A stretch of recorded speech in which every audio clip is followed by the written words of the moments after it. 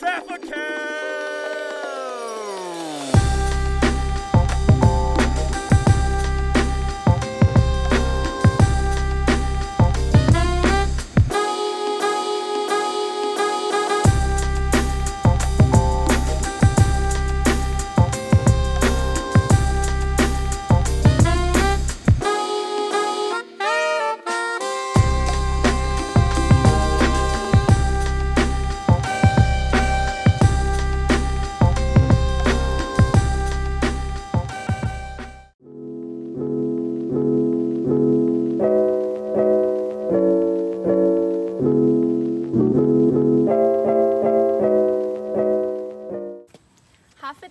Welcome to Manangan.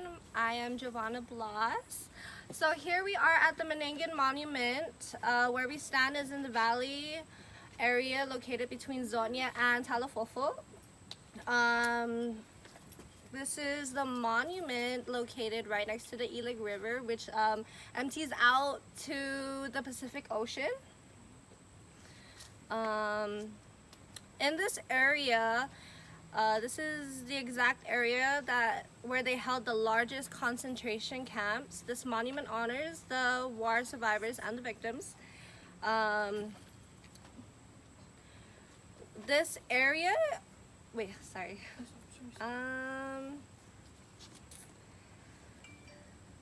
this area had the largest population of Guam, which consists of 75% of the island, which had around 18,000 people. And the last few days of the war, they considered this place their home. In July 10 of 1944, nearly the entire population of Guam moved to this concentration camp, as well as other smaller camps. Chamorros from villages as far as Jigo and Aga were moved from their homes. Whether they were sick or they were children, they were moved from their homes, and they marched down to these concentration camps as well as other concentration camps around the island. They carried as much as they carried as much as they could and marched for miles. Some died along the way. Those who were sick, old, or some people who were marching along the way gave birth on the side of the road, and they had to leave their stillborn children, and so no proper burial for them, which was sad. They left those people behind. Some of the people, or everyone didn't have food, and they scavenged along the way to get fruits or whatever they can find, but when they would get out of line, they would get beaten. Some of them will get beaten to death. And at this site, some men were taken and tied up to the trees, and they were beheaded in front of their families. And at these concentration camps, a gun massacre was planned to kill all the Chamorros. But 2 weeks prior to this, Americans softened the coastal areas, which the Japanese, this is the reason why the Japanese brought the Chamorros to these areas. Because of the bombings. It saved most of their lives, but in the end they were planned to kill these Chamorros. 51 men from this area were forced to carry supplies to Imperial Japanese area command post in Malalik near Chagui and Jigo. They were killed to prevent from leaking information to the Americans. August 8, a discovery was made by a Marine regiment. A Japanese truck loaded with 30 decapitated bodies of the Chamorro men. 21 more men were found at Jigo, totaling 51. This place was learned about just recently, and the men that were taken to Jigo were around 15 to 17 years old, and they were all killed. They were all dressed in civilian clothes. So far, that's all I have for my presentation. Thank you very much for coming.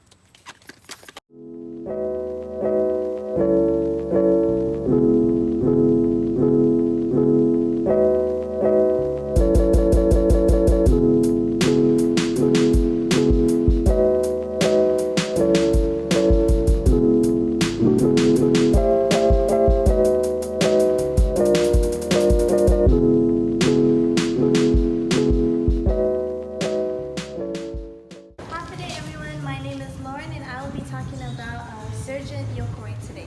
Shoichi Yokoi was a sergeant in Japan's station of Guam on February 1943 during World War II. Yokoi is best known for being the last straggler from the war. He hid in the jungle of Guam for over 26 years. In July 1944, American forces returned to Guam and started a bloody battle for possession of the land with the Japanese. According to Guam historian Robert Rogers, the Japanese holdouts were hunted down by American soldiers.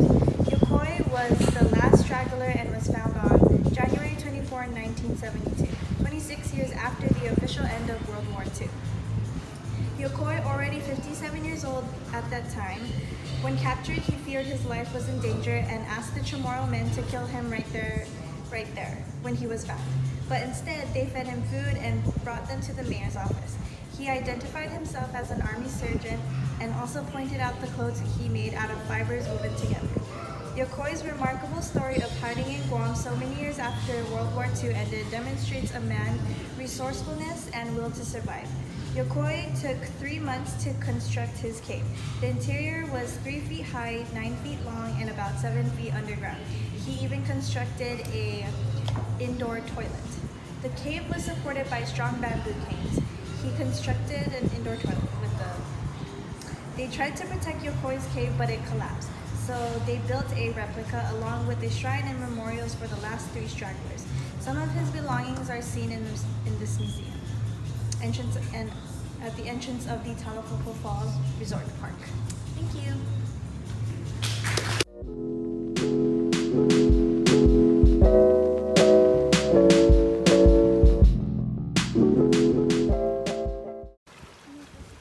Day and welcome to the village of Talafofo. My name is Erica Gamboa and I will be your tour guide for today.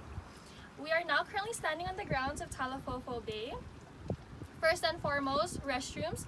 Restrooms can be found on my left side and your right side. Across this location, we have Valley of the Latte. Valley of the Latte is known for their river cruises, pineapple plantations, and just experiencing the Chamorro culture. Behind me, we have the beautiful bay. It consists of 2 rivers, Ugam River and Talafofo River. Did you know that the Talafofo River is the longest river here on the island? It runs about 7.8 miles. So of course, with the beach comes sand. The sand gets its color from the olivine crystals that eroded from the basalt lava, and it's also known to be one of only 4 green sand beaches in the world. And it also has a mix of magnetic black sand. And then the historic facts about this place. The Aratama Maru ship is a World War II ship. It sank at the entrance of Talafofo Bay. And then we also have the invasion of the eastern landing of the Japanese forces that were invading Guam on December 10, 1941.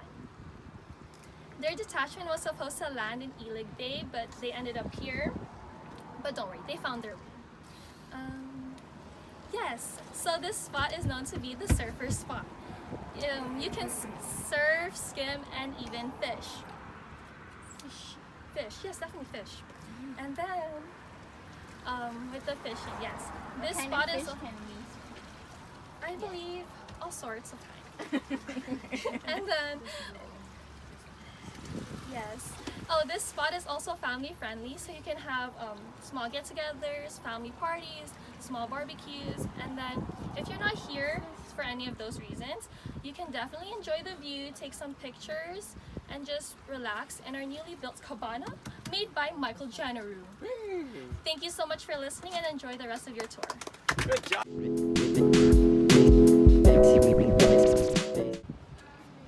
Half a day everyone, my name is Wana and I will be your tour guide for today. We are now in the beautiful village of Inarajan. Before I begin, a brief summary. Inarajan is located on the southeastern coast of Guam and is rich with both Chamorro culture and Spanish history. It is considered the oldest village on Guam and is filled with historical, natural, and cultural attractions. Aside from being a historical village, it is also a folk arts village. Gef Pago, which is located here, is a living museum staffed mainly with Chamorro elders who demonstrate the Chamorro arts.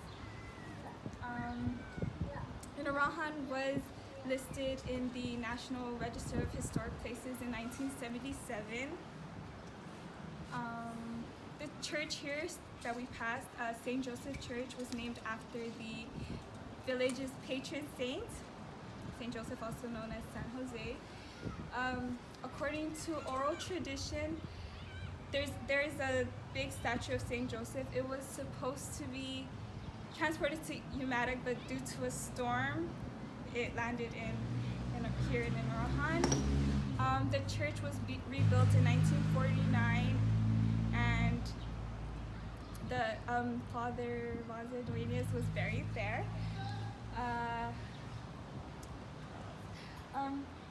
Inarajan being so close to the sea, it has been hit with typhoons in the past, one being the super typhoon in 1900 that killed 28 Inarajan residents when the waves engulfed the village, and also Typhoon Allen in 1939 that destroyed many of the homes here. Now, for Inarajan Pools, Inarajan Pools is a naturally occurring ocean-front pool. Before I begin, restrooms are to your right or to your left. And there's a store across, and the pavilions here for you to.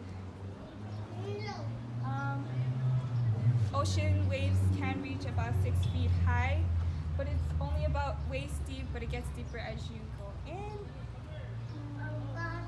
The water is clear and calm. You can see some marine creatures.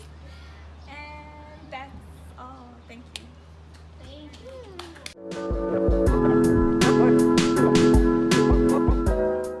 Happy day, everyone. I'm Christine, and today we are at the Pago Bay Lookout.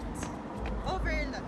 Yes, that's right. So today, a drive along Route 4 near the village of Sonia provides a breathtaking view of Pago Bay. As you can see, the bay is a site for new major housing, so these are very new. Also, you can see the UOG campus right that way, somewhere there. And did you know Pago Bay is the largest bay on the island? Pago is the oldest village that pre-exists during the Spanish contact with Asian Chamorros. The village name Pago is derived from the Chamorro word Pago, which is the wild hibiscus plant that grows abundantly in the area. It is known for the place for fishing and plant cultivation and other recreational activities. Unfortunately, Pago Bay is not one of the 5 marines that is preserved and protected. According to the Chamorro legend, the bay was formed by a giant fish that ate the central part of the island, which explains the almost hourglass we see today. The shape is like hourglass. Chamorros tried saving the island by calling upon the woman. The woman met and invented a plan. They gathered all the women and cut all their long Harasuki hair. From the tresses, they wove a huge net, so the next time the fish came near the shore, the maiden cast their huge net and caught the fish. From there, they saved the island, and we are blessed to have this breathtaking view, the Pago Bay. Thank you.